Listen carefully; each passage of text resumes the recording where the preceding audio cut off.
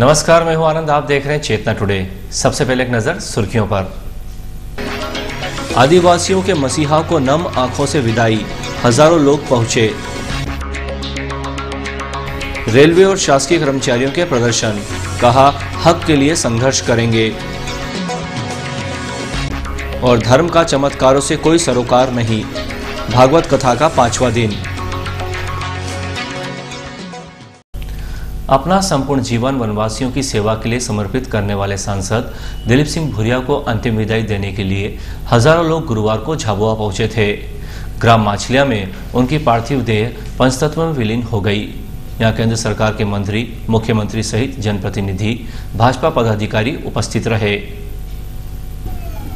सांसद श्री भूरिया का 24 जून सुबह गुड़गांव में निधन होने के बाद गुरुवार सुबह इंदौर से पार्थिव देह बदनावर, पेटलावद, थानला, मेघनगर तथा झाबुआ में जन सामान्य के दर्शन के लिए लाई गई।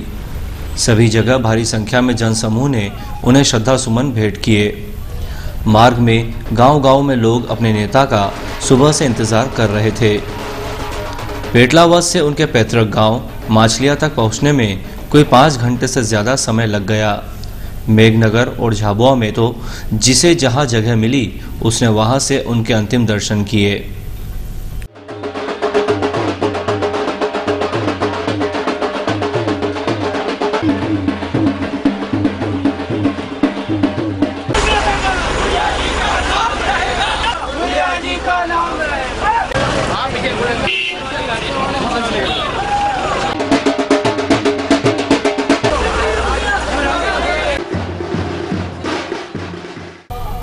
ग्राम माछलिया में केंद्रीय मंत्री थावरचंद गहलोत, जुबेल आलम, मुख्यमंत्री शिवराज सिंह चौहान, राष्ट्रीय उपाध्यक्ष प्रभात झा, प्रदेश अध्यक्ष नंद कुमार सिंह चौहान, वरिष्ठ नेता अर्जुन मुंडा, फग्गन सिंह कुलस्ते, सांसद मनोहर ऊंटवाल, मंत्री पारस जैन, अंतर सिंह आर्य, प्रदेश भाजपा कोषाध्यक्ष व विधायक चैतन्य काश्यप, संगीता चारेल, मथुरालाल डामर, जिलाध्यक्ष बजरंग पुरोहित, पूर्व महापौर शैलेंद्र डागा, सहकारी बैंक अध्यक्ष अशोक चौटाला, जिला उपाध्यक्ष मनोहर पोरवाल, अशोक जैन, महामंत्री प्रदीप उपाध्याय, क्रांति जोशी सहित रतलाम से पहुंचे भाजपा जनों आदि ने श्रद्धांजलि अर्पित की।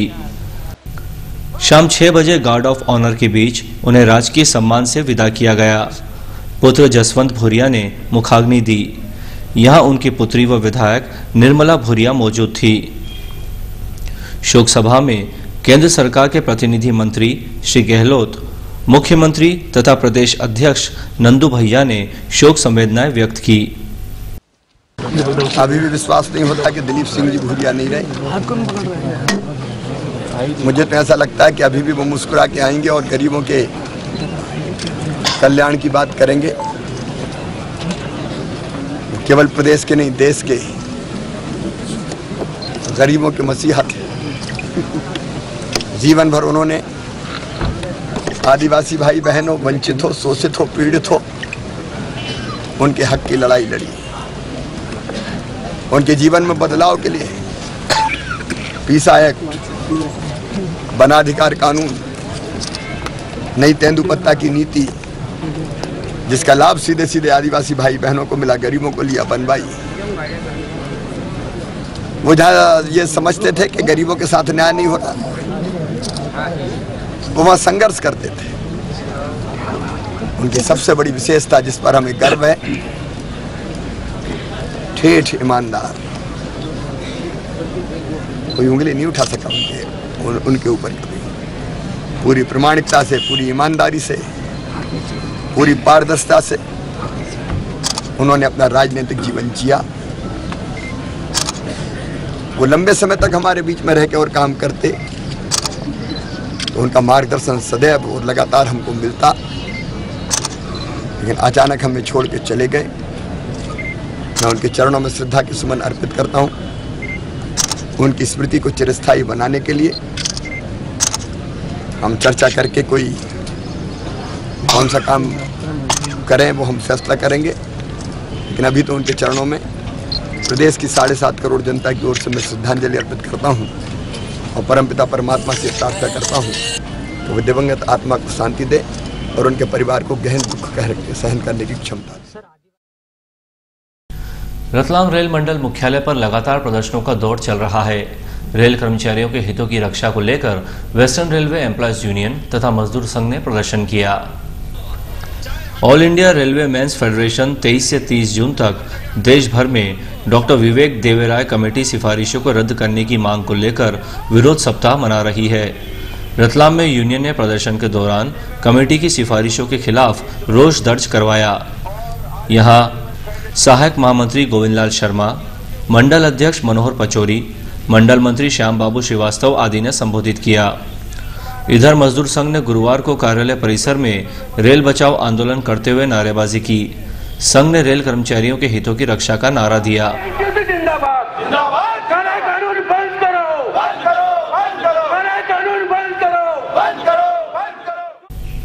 मध्य प्रदेश तृतीय वर्ग शासकीय कर्मचारी संघ के प्रांतीय आह्वान पर जिले के दैनिक वेतनभोगी, संविदा तथा अध्यापक संवर्ग सहित अन्य तृतीय श्रेणी कर्मचारियों ने काली पट्टी लगाकर काम किया।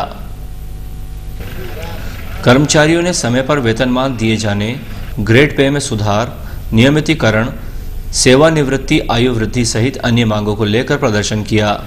यहां जिलाध्यक्ष दीपक सुराना सहित अन्य पदाधिकारियों ने 15 सूत्रीय मांगों पर प्रकाश डाला। आंदोलन का दूसरा चरण आज 26 जून को काली पट्टी लगा करके पूरे प्रदेश के कर्मचारी कार्य करेंगे और विरोध करेंगे। स्वामी श्री चिदंबरानंद जी ने कहा है, धर्म और अध्यात्म का चमत्कारों से कोई सरोकार नहीं है। यदि इसमें आप उलझोगे तो रोना ही पड़ेगा।